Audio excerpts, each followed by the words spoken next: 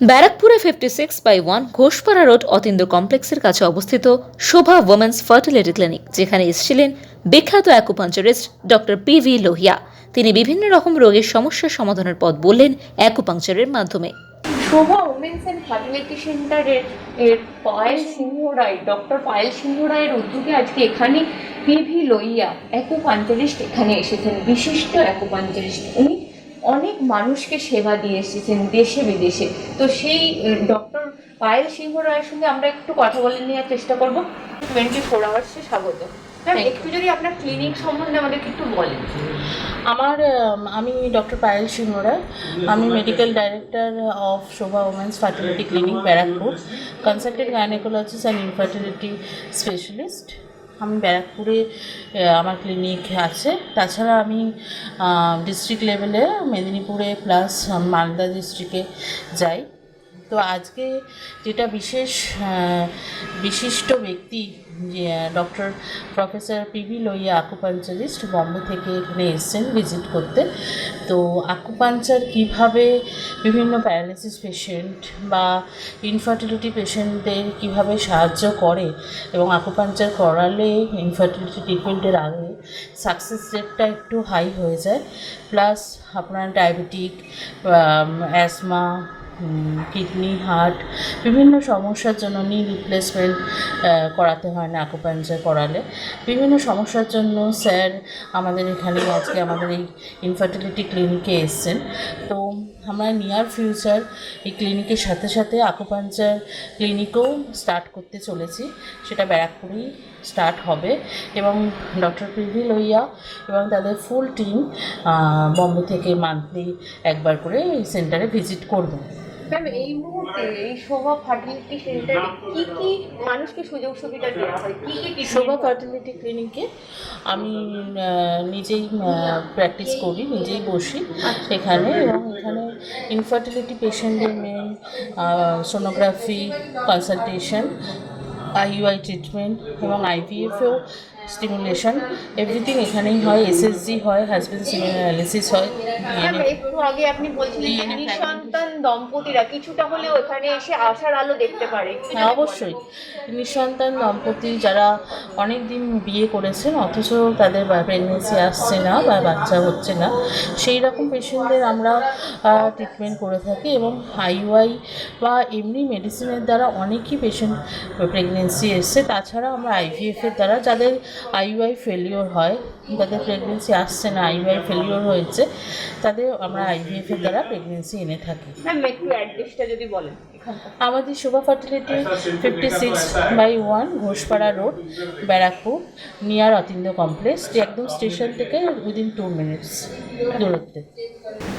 নমস্কার, আমি ডাক্তার পায়েল সিংহ রায়। আমি medical director of Shobha women's and fertility clinic Barrackpore. আমি consultant gynaecologist and infertility specialist. আজকে আমাদের ক্লিনিকে এক বিশিষ্ট অতিথি উপস্থিত আছে। তিনি হচ্ছেন doctor professor sir doctor P V. Lohia.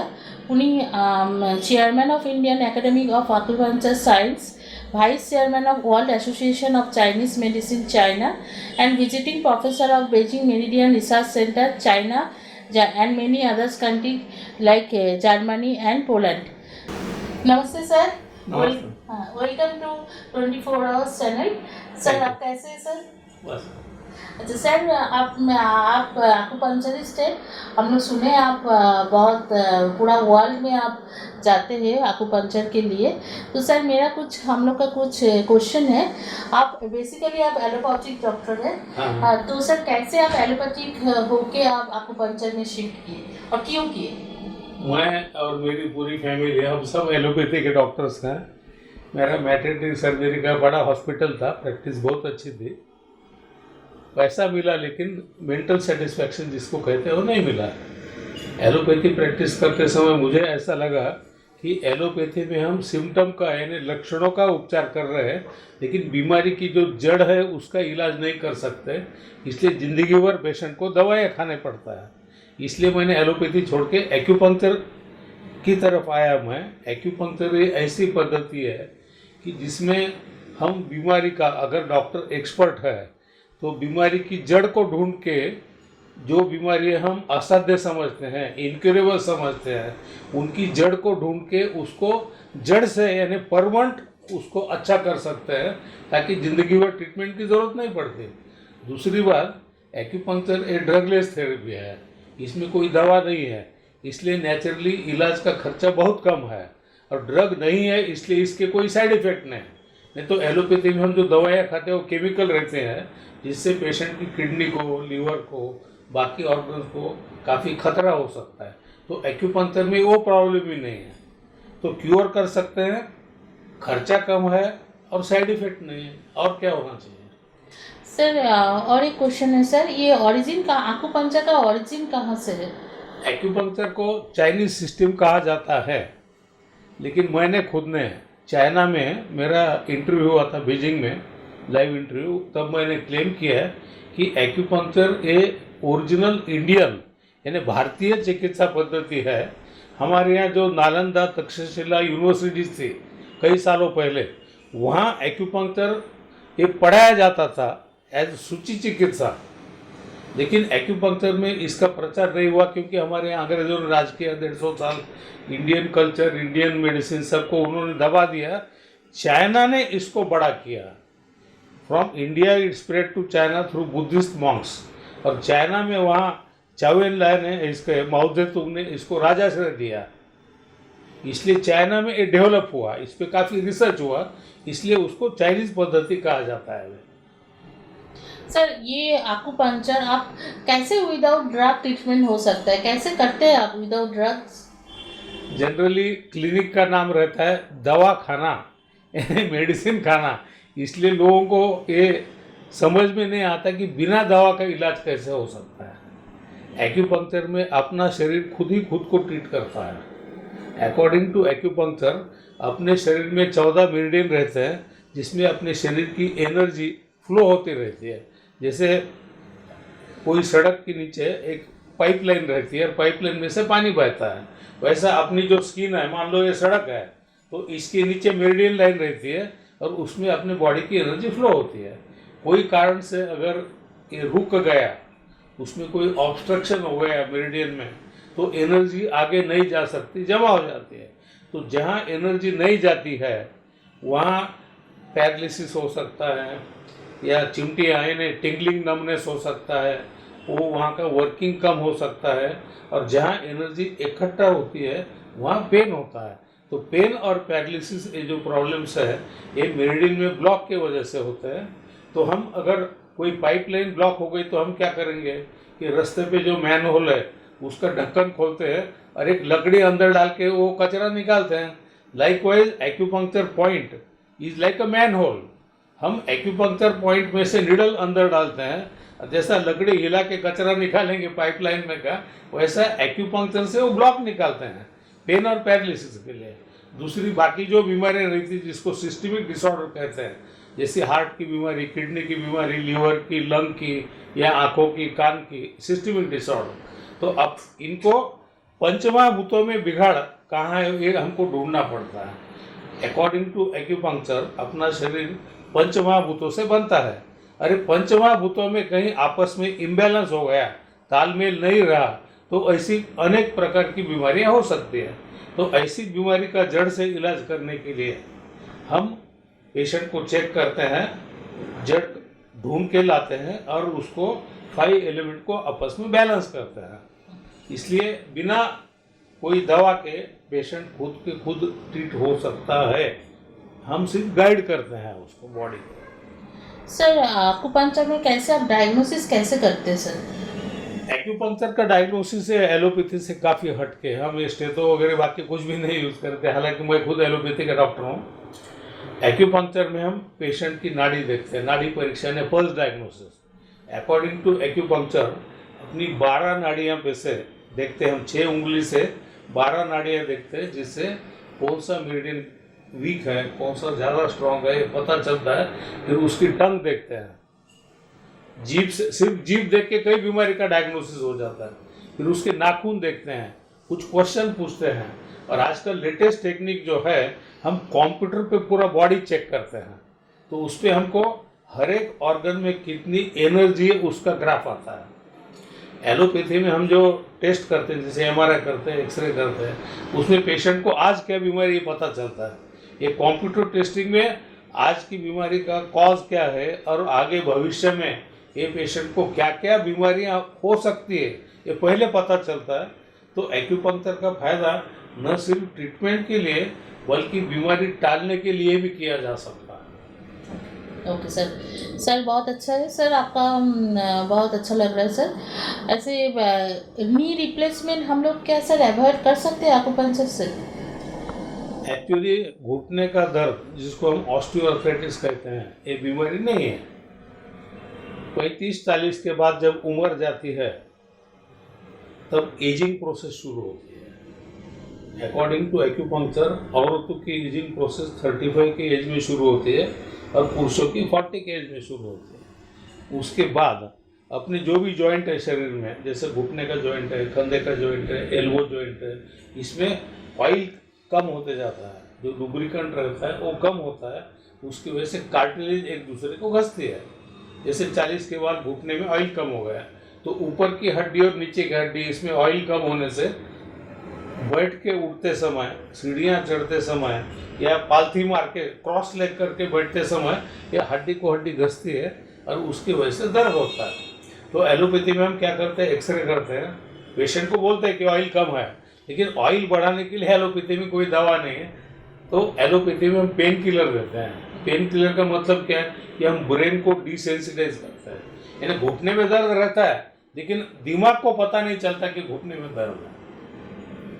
मैं जब एलोपैथी प्रैक्टिस करता था वही करता था कि बाद में मुझे लगा कि ये गलत है। एक तरफ हम बोलते हैं ऑयल नहीं इसलिए घुटना दुखता है, हम पेन किलर देते हैं, जिससे क्या होता है कि पेशेंट तो खुश होता है लेकिन अंदर के अंदर हड्डी खराब होती जाती है और फिर एलोपैथी में उसको हम नी रिप्लेसमेंट करते हैं। एक्यूपंक्चर में हम एक ऑयल बढ़ा सकते हैं। जॉइंट में जो ऑयल है जिसको एलोपैथी में हम साइनोवियल फ्लूइड कहते हैं, इस साइनोवियल फ्लूइड की मात्रा बढ़ा सकते हैं तो नेचुरली हड्डी को हड्डी घसेगी नहीं और ऑपरेशन की जरूरत नहीं पड़ती। अच्छा sir. Okay sir. Sir acupuncture spondylosis और स्लीप डिस्क और पैरालिसिस में क्या कैसे काम करता है, क्या काम करता है? स्पॉन्डिलोसिस और स्लीप डिस्क ये भी बीमारी नहीं है, that is also due to ageing process. इसे अपनी उम्र बढ़ती है, जॉइंट में का ऑयल कम होता है, वैसे ही अपनी जो हड्डियां रहती है बोन और कार्टिलेज ये घसते जाते हैं, जिसको वियर एंड टेयर कहता है। और दो अपने जो मनके रहते हैं, वर्टिब्रा रहते हैं, दो वर्टिब्रा के बीच में डिस्क रहती है। तो जैसा एजिंग प्रोसेस एज बढ़ते जाता है वैसा ये डिस्क पतली होते जाती है, disc due to wear and tear. और बाद में उसमें का अंदर न्यूक्लियस रहता है वो टूट जाता है, बाहर आता है उसका टुकड़ा पीस और वो स्पाइनल कॉर्ड को या नर्व रूट को दबाता है। इनिशियल स्टेज में हम इसको स्पॉन्डिलोसिस कहते हैं। स्पॉन्डिलोसिस का मतलब वर्टिब्रा का वेयर एंड टेयर, और स्लिप डिस्क का मतलब ये पीस जो बाहर आता है और स्पाइनल कॉर्ड को या नर्व को दबाता है उस तब हम स्लिप डिस्क कहते हैं। सर्वाइकल में भी स्लिप डिस्क हो सकती है, स्पॉन्डिलोसिस हो सकता है, कमर के लंबर वर्टिब्रा में भी होता है। यहाँ अगर स्लिप डिस्क हो गई, जब सब स्पॉन्डिलोसिस है यहाँ दर्द होगा, ये हाथ में आएगा। जब स्लिप डिस्क हो जाएगी तो ये हाथ बारीक होते जाएगा, ये दोनों हाथ को हो सकता है या एक हाथ को हो सकता है। कमर में स्पॉन्डिलोसिस जब होता है तब कमर में दर्द होता है। जब स्लिप डिस्क होती है ये कमर का दर्द पाँव में जाता है, जिसको हम साइटिका कहते हैं। तो एलोपैथी में स्पॉन्डिलोसिस के स्टेज को हम पेन किलर देते हैं और स्लिप डिस्क होते हैं उसको ऑपरेशन करते हैं। लेकिन ये ऑपरेशन बहुत खतरनाक रहते हैं कि जब ऑपरेशन में हम डिस्क को काटते हैं, वो काटते समय अगर नर्व को धक्का लग गया, स्पाइनल कॉर्ड को धक्का लग गया तो वहाँ से नीचे पूरा पैरालिसिस हो जाता है। जैसे यहाँ अगर ऑपरेशन किया कुछ प्रॉब्लम हो गया तो दोनों हाथ दोनों पाँव का पैरालिसिस होता है, पेशाब का, टट्टी का और सेक्स सभी चले जाता है। और कमर में अगर हुआ स्लिप डिस्क तो हाथ बच जाते हैं लेकिन दोनों टांगे चले जाती है, पैरालिसिस होता है और उसको पेशाब का, टट्टी का और सेक्स ये तीनों उसका भी कंट्रोल चल रहा है। Very miserable life. और ये सब हम टाल सकते हैं। एलोपैथी में मेरा खुद का ऑपरेशन हॉस्पिटल था पहले, मैं एलोपैथी छोड़ के 38 ईयर्स हो गए। कहते हुए हर्ष होता है ये 38 साल में मैंने एक भी पेशेंट को ना तो नी रिप्लेसमेंट के लिए भेजा है, ना तो स्लीप डिस्क के लिए ऑपरेशन को भेजा है। इसका मतलब ये नहीं कि हमारे सब पेशेंट 100% अच्छे हो जाएंगे, लेकिन 70%, 80%, 90%, 95% इतना इम्प्रूवमेंट होता है और पेशेंट उससे खुश है। दूसरा क्वेश्चन आपने पैरालिसिस के बारे में पूछा था। पैरालिसिस में कई टाइप का पैरालिसिस होता है। एक है कि सिर्फ मुंह पे से मुंह टेढ़ा होता है, ऐसा टेढ़ा होता है, इसको बेल्स पाल्सी कहते हैं। कई लोगों को कान में इन्फेक्शन होता है, वो इन्फेक्शन फेशियल नर्व पे जाता है और मुंह ऐसा एकदम टेढ़ा हो जाता है। ऐसे अगर फ्रेश केस आई तो 2-4 दिन में पूरा अच्छा हो जाता है, लेट आया तो टाइम लगता है। दूसरा जो कॉमन पैरालिसिस है उसको हम हेमिप्लेजिया कहते हैं, यानी वन साइड चले जाती है। तो खास करके जो लोगों को हाई ब्लड प्रेशर की बीमारी है, जनरली 45-50 के आगे मेजॉरिटी लोगों को हाई ब्लड प्रेशर की बीमारी होती है और उनका अगर किससे झगड़ा हो गया, दवा खाने की भूल गया, ऐसा कुछ हुआ तो सिस्टोलिक बीपी यानी ऊपर का ब्लड प्रेशर शूट अप होता है और ब्रेन में जो मिडल मेनिंजियल आर्टरी रहती है वो रप्चर हो जाती है, फूट जाती है और ब्रेन में ब्लीडिंग होता है, हीमोरेज होता है। कुछ लोगों में ब्लड वेसल में खून की गुठली तैयार होती है, उसको हम बोलते हैं थ्रोम्बोसिस। एक गुठली कहीं जाके अटकती है, उसको कहते हैं एम्बोलिज्म। तो हीमोरेज, थ्रोम्बोसिस, एम्बोलिज्म ऐसी कई चीज़ें हैं जिसकी वजह से एक साइड चली जाती है। ब्रेन का लेफ्ट साइड बॉडी के राइट साइड को कंट्रोल करता है और वैसे वर्सा। मान लो कोई पेशेंट को इधर लेफ्ट साइड को ब्लीडिंग हो गया तो उसको राइट साइड का पैरालिसिस होता है। और वर्किंग हैंड का अगर पैरालिसिस हो गया तो उस पेशेंट का स्पीच यानी वो बात नहीं कर सकता, जिसको हम एफेजिया कहते हैं। इसलिए अगर फ्रेश पेशेंट आया, अब इसको एलोपैथी में हम ब्लड प्रेशर के लिए ट्रीटमेंट करेंगे, ताकत की दवाएं देंगे, बाकी कुछ है तो और देंगे, लेकिन पैरालिसिस एज सच को कुछ नहीं कर सकते। इसलिए उसको एलोपैथी में हम फिजियोथेरेपी करने को बोलते हैं। एक्यूपंक्चर में हम इसको ट्रीट कर सकते हैं। फ्रेश के मेरे पास कई पेशेंट जो हिमप्लेजिया के बाद 2-4 दिन में ट्रीटमेंट को आते हैं, वो एक हफ्ते में कम से कम 80-90% इम्प्रूव हो जाते हैं। अब कुछ लोग जो लेट आएंगे, मान लो पेशेंट 4 महीने के बाद आया तो अच्छा होने को उसको 6 महीने लग सकते हैं। फ्रेश रहा तो तुरंत आता है। और एक टाइप का पैरालिसिस, अब ये रोड साइड एक्सीडेंट जो होते हैं, मोटरसाइकिल का एक्सीडेंट, कार का एक्सीडेंट, पेशेंट गिर गया और उसकी रीढ़ की हड्डी का फ्रैक्चर हो गया। यहाँ अगर फ्रैक्चर हो गया तो दोनों हाथ दोनों पांव चले जाते हैं, टट्टी पेशाब बंद हो जाता है। नीचे के वर्टिब्रा का फ्रैक्चर हो गया तो दोनों टांगे चले जाते हैं, टट्टी पेशाब सेक्स चले जाते हैं। इसको एलोपैथी में कुछ भी नहीं कर सकते हैं एक्सेप्ट फिजियोथेरेपी। हमारे पास ये पेशेंट बहुत बड़ी मात्रा में आते हैं और कई लोगों को अच्छा फायदा होता है। हमारे औरंगाबाद के पास एक गंगापुर नाम का गांव है, 32 साल का एक युवक मोटरसाइकिल से गिर गया, फ्रैक्चर हो गया और थोरेसिक 12 वर्टिब्रा के 6 पीसेस हो गए, उसका स्पाइनल कॉर्ड पूरा डैमेज हो गया, दोनों पाँव का पैरालिसिस, टट्टी पेशाब बंद। वहाँ के एक ऑर्थोपेडिक हॉस्पिटल में एडमिट हुआ। उन्होंने बोला हम ऑपरेशन करेंगे, लेकिन ऑपरेशन के बाद भी तुम चल नहीं पाओगे क्योंकि तुम्हारा स्पाइनल कॉर्ड डैमेज है। वो पेशेंट ने ऑपरेशन कैंसिल किया, मेरे पास आया। मैंने कहा अकॉर्डिंग टू मेडिकल साइंस तुम चल नहीं सकते, लेकिन मेरा खुद का मानना है कि हमको जो पता चला है वो 10% ही पता चला, जिसको हम साइंस कहते हैं। 90% चीज़ें दुनिया में क्यों होती है इसका हमको कुछ भी पता नहीं है, दैट इज अननोन साइंस। तो मैं खुद ये मानता हूँ कि तेरी केस अच्छी हो सकती है, वी कैन डेफिनेटली ट्राई। यानी मेडिकल साइंस के अकॉर्डिंग तो अच्छा नहीं होता है, पर मुझे लगता है कि तो अच्छा हो सकता है। If you want I will try. Believe me, एक हफ्ते में 100% अच्छा हुआ। हालांकि उसके वर्टिब्रा के 6 पीसेस हुए थे। बाद में मैं पूरे इंडिया का चेयरमैन हूँ एक्यूपंक्चर का, पूरे वर्ल्ड का वाइस चेयरमैन हूँ। हमारे इंडिया में हमने अभी तक 8 इंटरनेशनल कॉन्फ्रेंसेस लिए हैं। इसको चाइना, जापान, अमेरिका, इंग्लैंड, पूरी दुनिया से एक्यूपंक्चरिस्ट आती है। तो 2000 में हमारी औरंगाबाद में एक इंटरनेशनल कॉन्फ्रेंस हुई थी, तो हमने ये पेशेंट दिखाया था सबको, इसका लेक्चर रखा था, इसके MRI सबको दिखाए थे।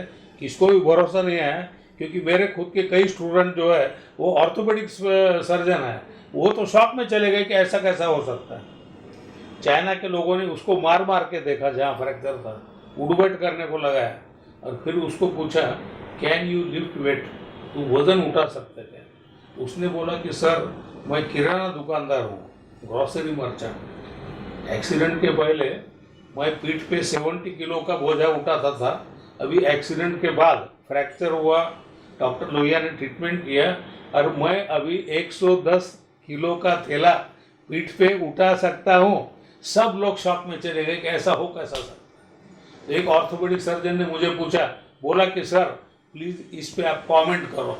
मैंने इतना ही बोला कि हम ट्रीटमेंट जब करते हैं तो एमआरआई की या किताबों की नहीं करते, पेशेंट की करते हैं। इसलिए पेशेंट अगर बोलता है, किताबें बोलती कि अच्छा नहीं होगा, एमआरआई बोलता है अच्छा नहीं होगा, लेकिन सामने जिंदा पेशेंट खड़ा है जो अच्छा हुआ है, हमको पेशेंट पे ही भरोसा रखना पड़ेगा ना। दैट इज अननोन साइंस, हमको पता नहीं लेकिन कुछ तो है। तो पैरालिसिस में ओवरऑल अच्छे रिजल्ट है। We are treating all types of paralysis. বাহ, শুনেও খুব ভালো লাগছে আপনার এই আকুপাঞ্চারের ট্রিটমেন্টে এত উপকার পাচ্ছে মানুষ। আচ্ছা sir, acupuncture menstrual disorder, infertility और पीसीओएस कुछ रोल है क्या सर? गायनिक में, ऑब्स्टेट्रिक Infertility में एक्यूपंक्चर का बहुत बड़ा रोल है। अच्छा, औरतों की जो मेजॉरिटी प्रॉब्लम्स रहती है वो मेंस्ट्रुएशन से जुड़ी हुई रहती है। ब्लीडिंग न होना, जिसको हम एमेनोरिया कहते हैं, इरेगुलर ब्लीडिंग होना, ब्लीडिंग कम होना या ब्लीडिंग ज़्यादा होना, अनेक समय ऐसा रहते हैं। कुछ औरतों को ब्लीडिंग होती लेकिन ओव्यूलेशन नहीं होता, इसलिए बच्चा नहीं होता, इनफर्टिलिटी। ये सब में एक्यूपंक्चर का इसलिए अच्छा रोल है कि एक्यूपंक्चर हार्मोन्स को बैलेंस कर सकता है। औरतों की जो मेंस्ट्रुअल डिसऑर्डर रहती है, they are generally related to oestrogen and progesterone, जो मेजर हार्मोन औरतों में रहता है। एक्यूपंक्चर, एलोपैथी में हम क्या करते हैं कि जो हार्मोन नहीं वो ओरल या इंजेक्टेबल देंगे, लेकिन उससे दोनों में बैलेंस नहीं होता है। एक्यूपंक्चर में हम हार्मोन की सभी समस्या है, ना सिर्फ मेंस्ट्रुएशन के, मेंस्ट्रुएशन रहो, थायराइड रहो, डायबिटीज रहो, हार्मोनल ओबेसिटी रहो, कुछ भी रहो, हार्मोन को बैलेंस कर सकते हैं सभी हार्मोन। यानी जो ज़्यादा है वो कम होगा, कम है वो बढ़ेगा। इसलिए मेंस्ट्रुअल डिसऑर्डर ट्रीट कर सकते हैं, इनफर्टिलिटी को ट्रीट कर सकते हैं। मैंने आपको बोला कि पहले मेरा खुद का मैटरनिटी होम था, मैं गायनिकोलॉजी की प्रैक्टिस करता था। तो मैंने जब एक्यूपंक्चर चालू किया, मेरे पास एक पेशेंट आया मेल इनफर्टिलिटी का, जिसको हम एलोपैथी में कहते हैं एजोस्पर्मिया, यानी स्पर्म तैयार ही नहीं होता। तो उसने मुझे रिक्वेस्ट किया कि सर प्लीज़ ट्राई करो, क्योंकि मैं एलोपैथी वाला डॉक्टर हूँ, मुझे खुद भरोसा नहीं था कि ये ट्रीट हो सकता है। मैं बोला भाई ठीक है ट्रायल करेंगे। ट्रायल चालू की, 3 महीने में उसकी बीबी प्रेग्नेंट हो गई। उसकी बीबी प्रेग्नेंट होने के बाद हमने ये जो मर्द था, हस्बैंड जिसका मैं ट्रीटमेंट कर रहा था, उसका सीमेन एनालिसिस किया। पहले एक भी स्पर्म तैयार नहीं होता था। 3 महीने के बाद जब हमने टेस्ट किया, उसका काउंट जो था, sperm count, that was 35 million पर ml और मोटिलिटी वाज मोर देन 70%। तो मुझे ये कंफर्म हो गया कि बच्चा उसका ही है। बाद में उसकी 3 डिलीवरीज हमारे यहाँ हुई है, हमारा मैटरनिटी होम था। फिर वो बोला सर अब बहुत हो गया, बंद कर दो। तो मैंने खुद उसका कुटुंब नियोजन का ऑपरेशन वैसेक्टोमी मैंने खुद करके दिया उसका। और रही बात है पीसीओएस की, पीसीओएस जिसको हम पॉलीसिस्टिक ओवेरियन सिंड्रोम कहते हैं, ये आजकल, पहले जब मैं मेडिकल प्रैक्टिस जब मैं करता था एलोपैथी, तब ये बहुत रेयर था पीसीओएस। मेडिकल कॉलेज में तो हमने नाम भी नहीं सुना था। आज ये नए जनरेशन में मेजॉरिटी लड़कियां जो है, कई लड़कियां पीसीओएस से आती है। पीसीओएस में नंबर 1 उनकी मेंस्ट्रुएशन या तो नहीं आता या तो इरेगुलर आता है, और ओवुलेशन कई लोगों को नहीं होता है। दूसरी बात मोटापा होता है, वजन बढ़ता है। और तीसरा बात उनको मूड स्विंग होता है, कभी खुशी कभी गम, कभी एकदम खुश रहते हैं, कभी एकदम बहुत दुखी रहते हैं, मारपीट भी करते हैं, मल्टीपल प्रॉब्लम्स। अनफॉर्चुनेटली एलोपैथी में इसको ट्रीटमेंट नहीं है, किसी सेटिस्फैक्टरी ट्रीटमेंट नहीं है। हम क्या करते हैं, वजन बढ़ रहा है, डायबिटीज की दवा खिलाते हैं, मूड स्विंग हो रहे हैं, ट्रैंक्विलाइजर खिलाते हैं, मेंस्ट्रुएशन नहीं आ रहा, हम हार्मोन देंगे, लेकिन जड़ से इलाज नहीं कर सकते। और मेरे पास एक्यूपंक्चर में ऐसे कई केसेस आते हैं पीसीओएस के, और काफ़ी हद तक बहुत अच्छे रिजल्ट इसमें है। सर डायबिटिक और डायबिटिक कॉम्प्लिकेशन में कैसे एक्यूपंक्चर काम करते हैं सर?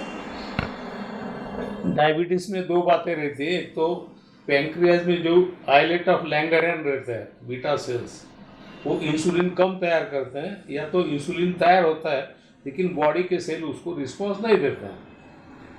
एक्यूपंक्चर में हम डायरेक्ट पैंक्रियाज को स्टिमुलेट करके इंसुलिन तैयार करने को लगा सकते हैं, और जिन लोगों के सेल रिस्पॉन्ड नहीं होते तो एट सेल लेवल भी हम एक्यूपंक्चर से ट्रीट कर सकते हैं, ताकि बॉडी के सेल एक्यूपंक्चर यूटिलाइज कर सके। एक्यूपंक्चर में बहुत अच्छा रोल है। हम कई पेशेंट करते हैं, धीरे धीरे उनकी दवाएं कम करके बंद भी कर सकते हैं। डायबिटीज़ का मेन प्रॉब्लम, कई लोगों की किडनी खराब होती है, कई लोगों की आंखों की दृष्टि जाती है, जिसको हम कहते हैं रेटिनोपैथी। कुछ लोगों को इरेक्शन का प्रॉब्लम आता है, मेल्स को, कुछ लोगों को न्यूरोपैथी होती है। ये सभी कॉम्प्लिकेशन में एक्यूपंक्चर बहुत अच्छा है। कॉम्प्लिकेशन के लिए टाल भी सकते हैं पहले पता चला तो, और ट्रीट भी कर सकते हैं। Thank you sir. Sir cosmetics acupuncture কি? কসমেটিক্স एक्यूपंक्चरটা একদম পুরো নিউ ওয়ার্ড, মানে আমরা শুনিনি কোনোদিন। কসমেটিক एक्यूपंक्चरটা কীরকম? कॉस्मेटिक एक्यूपंक्चर ये विषय पूरी दुनिया में मैंने पहली बार चालू किया है, इंट्रोड्यूस किया है, और सिर्फ इंडिया में नहीं, फॉरेन में कई कोर्सेज मैंने लिए हैं, जर्मनी में, बाकी देशों में। सौंदर्य वृद्धि के लिए एक्यूपंक्चर, फॉर एग्जांपल एक्यूपंक्चर से हम ओबेसिटी कम कर सकते हैं।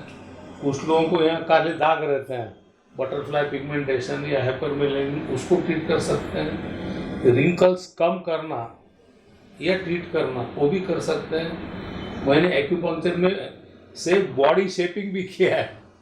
एक्यूपंक्चर से कुछ नहीं कर सकते ऐसा कुछ नहीं है, तो whatever is required in cosmetic we can do it. Cosmetics acupuncture সত্যি খুব নতুন জিনিস।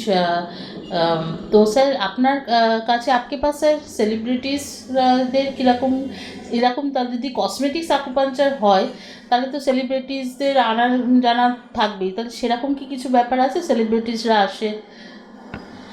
सेलिब्रिटीज, अब उनकी बीमारियां तो हम बता नहीं सकते ethically, but in general I will tell कि सेलिब्रिटीज आर एक्सेप्टिंग एक्यूपंक्चर।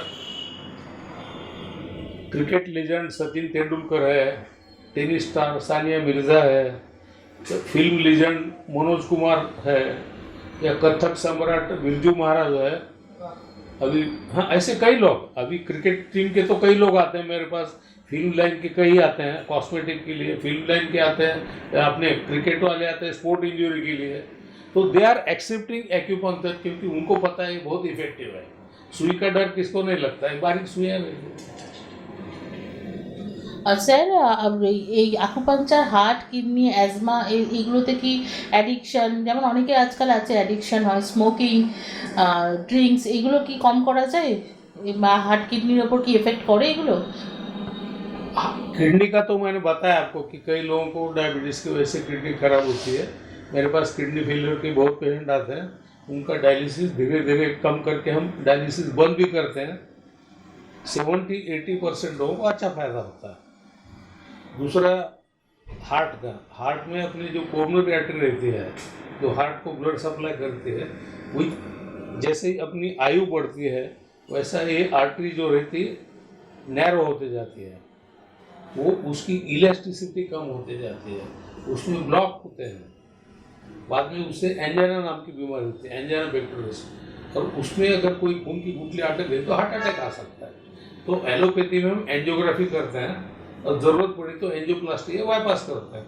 तो बाईपास या एंजियोप्लास्टी टालने के लिए मेरे पास बहुत पेशेंट आते हैं।